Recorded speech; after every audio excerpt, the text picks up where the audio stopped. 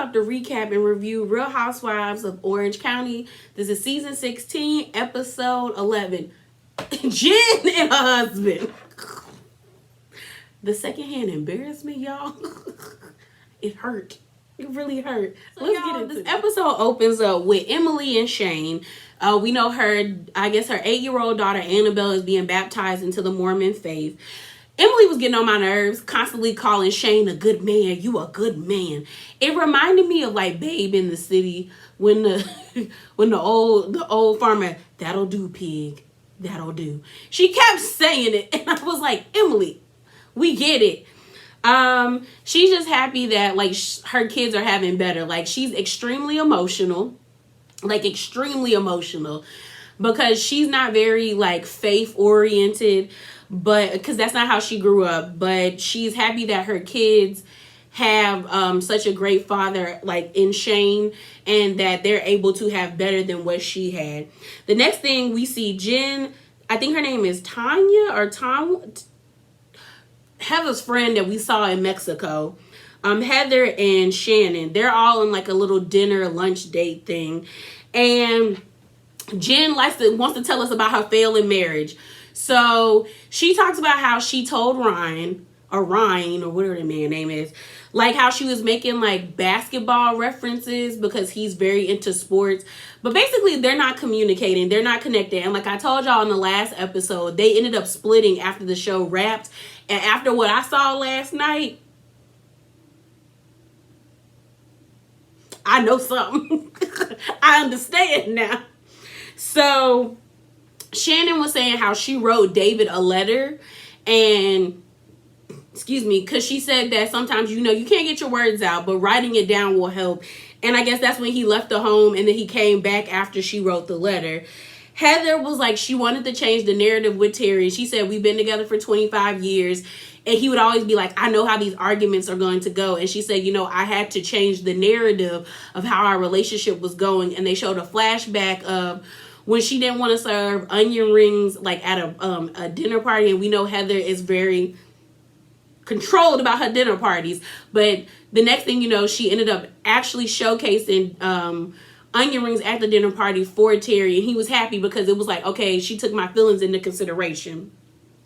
We then see Noella with this girl named Kenny. I think that's how you say her name. She seems really pretty. Like, she's pretty. She's cute. I said she seems pretty. She's pretty. I think she's like British. She had an accent. But Noella is talking about mediation. So y'all know she's trying to get divorced from Mr. Sweet James. And things are just not working. Things are not working. So they actually had the divorce hearing, or like the beginning of the divorce hearing or the mediation, where James wasn't there. So they were in two separate rooms from Noella. What Noella's telling us, that they were in two separate rooms down like an extended hallway. I guess he didn't even come. He FaceTimed. All he wanted to do was discuss money. She thought he wanted to talk about more things about like their kid, about school and things like that, or how like they were going to fund that. He just wanted to talk about money. She said, all I got from him was silence. She was like, she doesn't even know if he was really in there. But she said, all I got was silence. Like, and it was deafening to her, because she was like, for 6 years, it was noise and it was fun.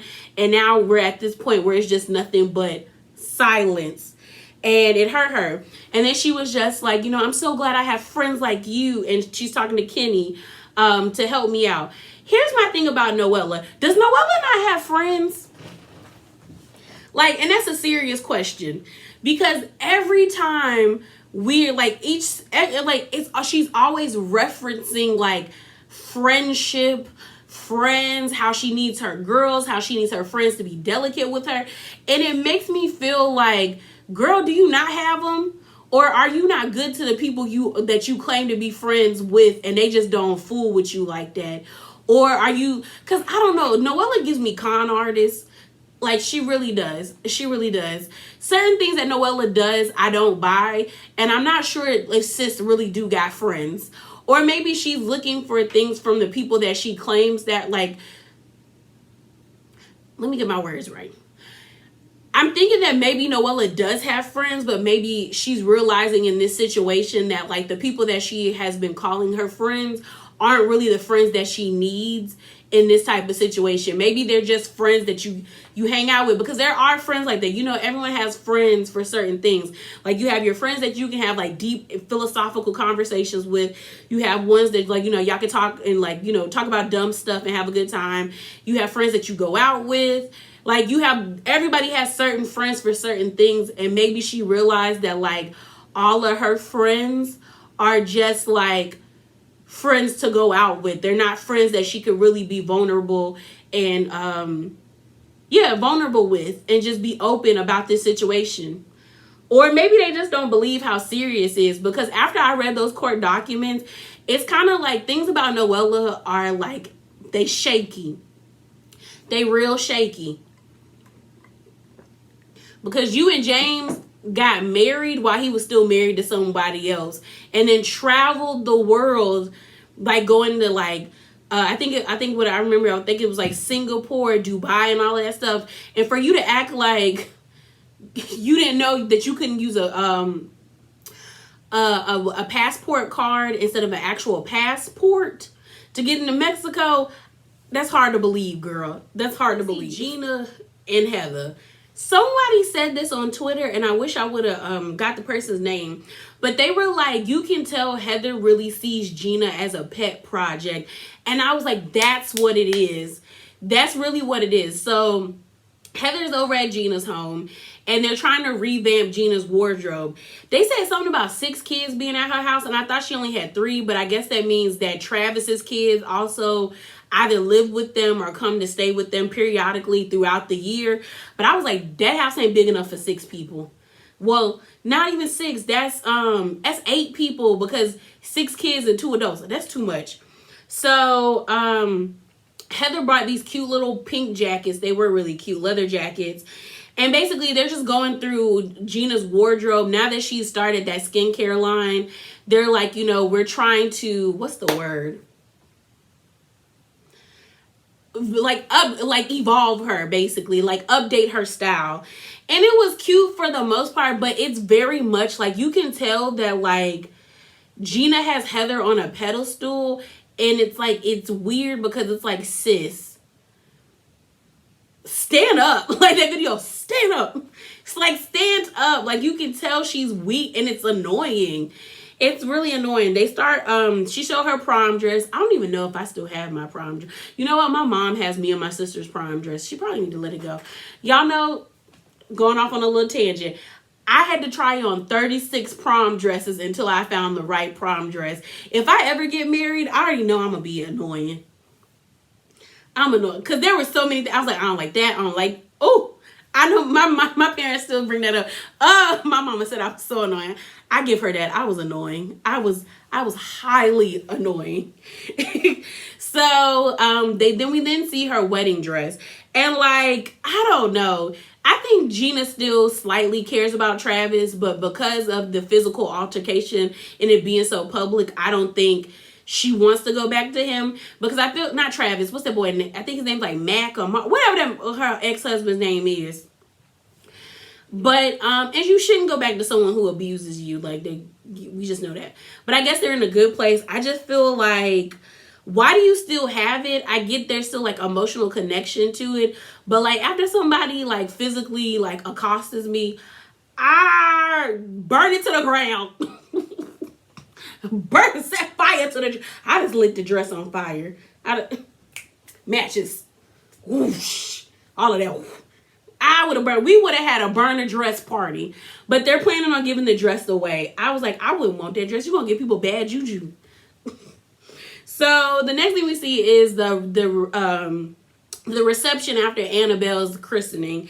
Everyone said it was real beautiful. Emily was crying the whole time. Shane actually cried, and Emily said he ain't cried in 2 years. Like, that's the second time she's seen him cry in like their whole entire 13 years of marriage.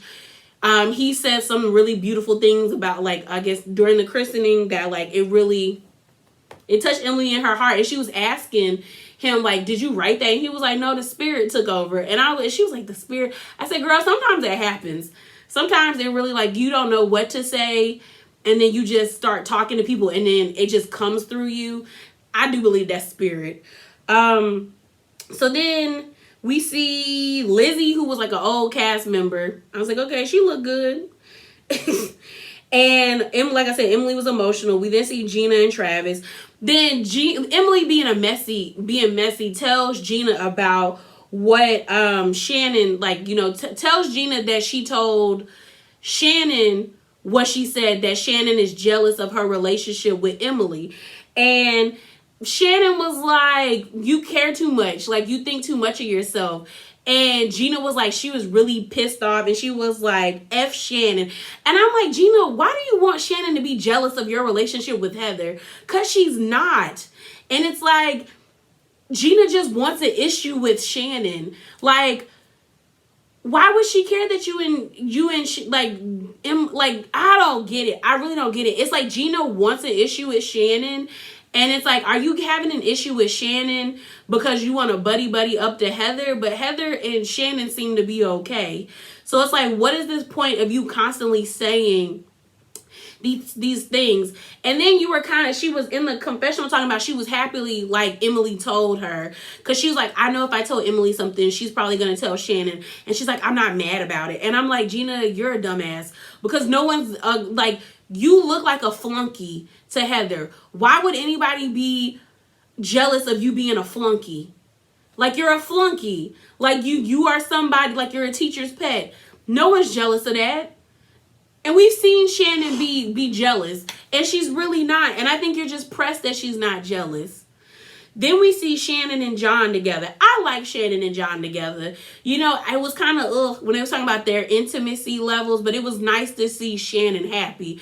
Like, I tweeted this, that, like, I like when we see the housewives get divorced and then they meet somebody that compliments them and they're happy again. Like, Shannon seems so happy with John, and they seem to actually be, like, in a good relationship, and her kids seem to like John. And I think that's really nice. It also shows that you don't have to stay in a marriage that doesn't serve you, and you can still find somebody if that's what you want afterwards, like partnership, and you be happy with someone. So I'm happy for her. I also like the fact that John don't play about Shannon, because Shannon tells John about how Gina was saying that, like, she's jealous of her relationship with Heather, and John was like, for what? And I'm like, thank you, John. For what? No one's jealous of you, Gina. And John is like, Gina, it seems like Gina just wants an issue with you, and she do. And then John was like, there's a difference between confidence and cockiness. And I said, say it. And the thing is, like, I don't even think that Gina is arrogant. I just think Gina is just like, she wants an issue where there is no issue. You look stupid. Like, in the beginning, when they were arguing about, like, when she said Shannon doesn't have friends and all this other stuff, like, when they had this argument in the beginning when Gina told Heather about the whole Emily situation, you could kind of see Gina's point. But now that we're at this point, we're on episode like 11, you look dumb. You look like the asshole, because it's like, Shannon hasn't done anything to you. Shannon be kicking it with Noella more than she kicks it with you. Or she, like, so it's kind of like, what are you talking about, Gina? Like, what are you talking about?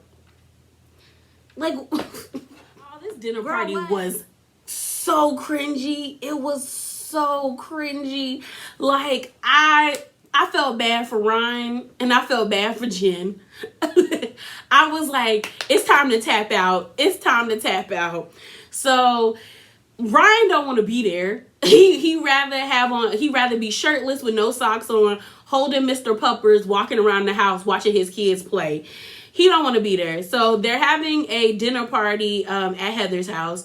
The setup was cute. Heather's too anal. They messed up the menu cards for the dinner. It was supposed to have mouche bouche. I think I said this right. It's like a French dish first, but I was like, Heather, don't nobody care, ma'am. Like, don't nobody care. So Heather is just, like, in her feelings. She's just so anal. So Ryan and Jennifer are, like, in the car already arguing, but they're doing it passive aggressively. Mind you, y'all, why is Ryan's mouth always open? Like, awkwardly, his mouth is just like, Okay, you want to go? It's just always open.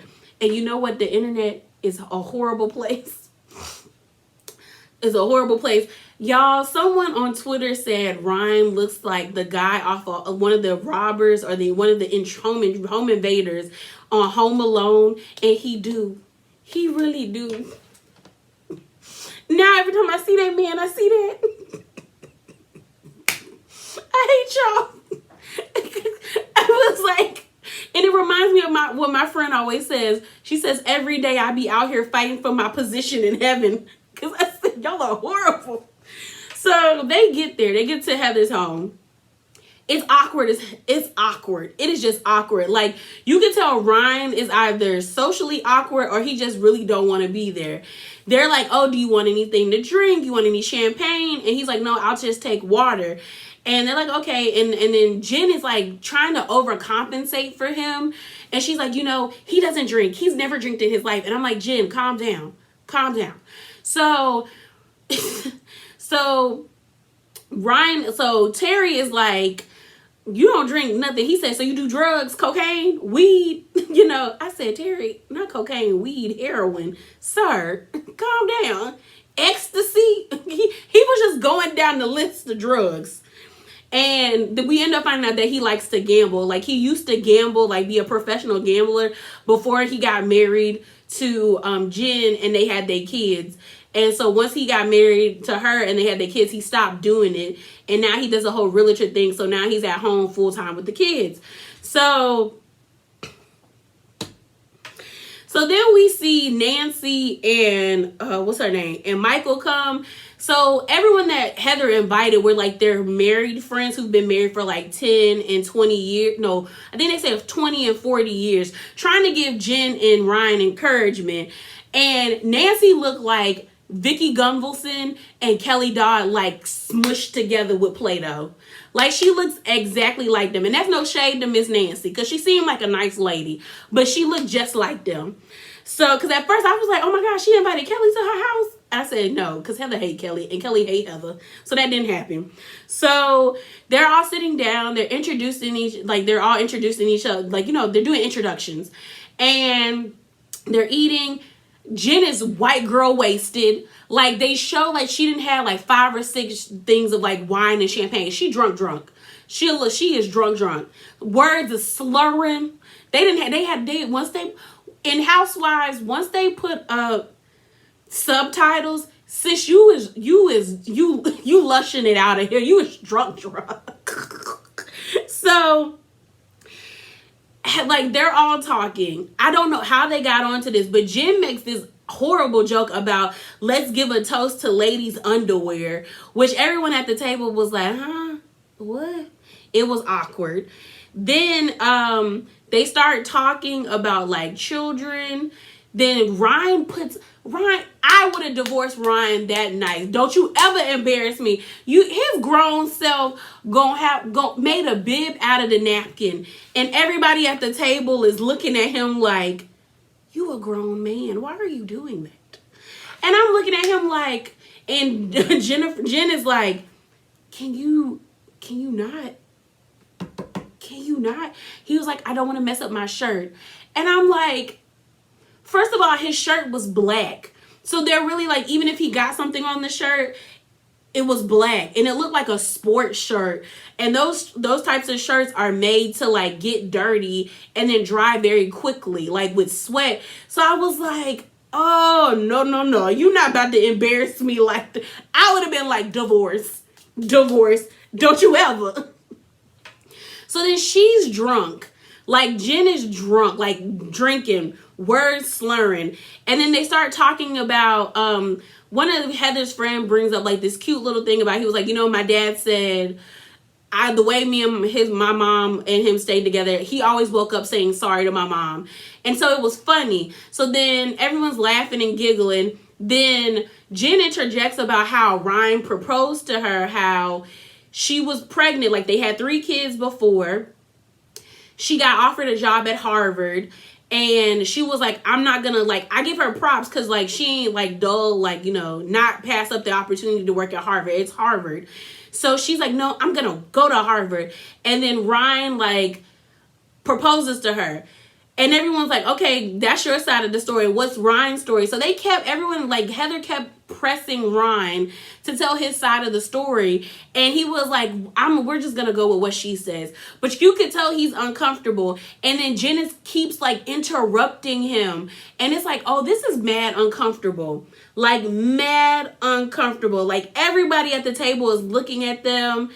He gets upset and he gets up and he tries to tell her, like, that's enough drinking. And she's like, where are you going?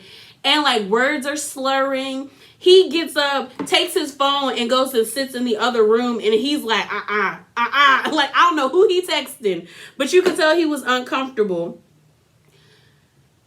She starts to say, Heather, this was wonderful. Your drinks are amazing. She was like, you know, I'm pacing myself, but they're amazing. I'm not drunk. And then they leave. And, like, at the table, you could tell everybody at the table was like, oh, once they left, they talked trash about them. Then I felt bad for Ryan when they got in the car because he looked like me when my friends get too drunk. Because she was like, I just want to roll into your arms. I just want to crawl into your, can I do that, Ryan? Can I do that? And so she lays in the man's arms and he is so like, oh my God. He is so uncomfortable. He was so uncomfortable. And I felt so bad for that man. Because I was like, oh, I be hot. I be so hot. And then he's in the car asking the driver, does he work out? And the driver's like, oh yeah, I work out. I do this, this, and this. And then the episode ends there. And I'm just like, oh, it's understandable why y'all got a divorce or why y'all separated. Because that was so uncomfortable. That whole scene was so... Oh, I felt bad for her. I felt bad for her and I felt bad for him because I know Jim was probably watching last night's episode mortified. And I know he was mortified in that situation because the fact that he got up and he, like, tried to put his hand over her hand, like, over the drinks to tell her, like, girl, stop drinking. And then he walked and sat in another room while everybody was still conversating. Oh, he was embarrassed. It was embarrassing. But that's it, y'all. Remember to be bravely authentic, and I'm out. Deuces.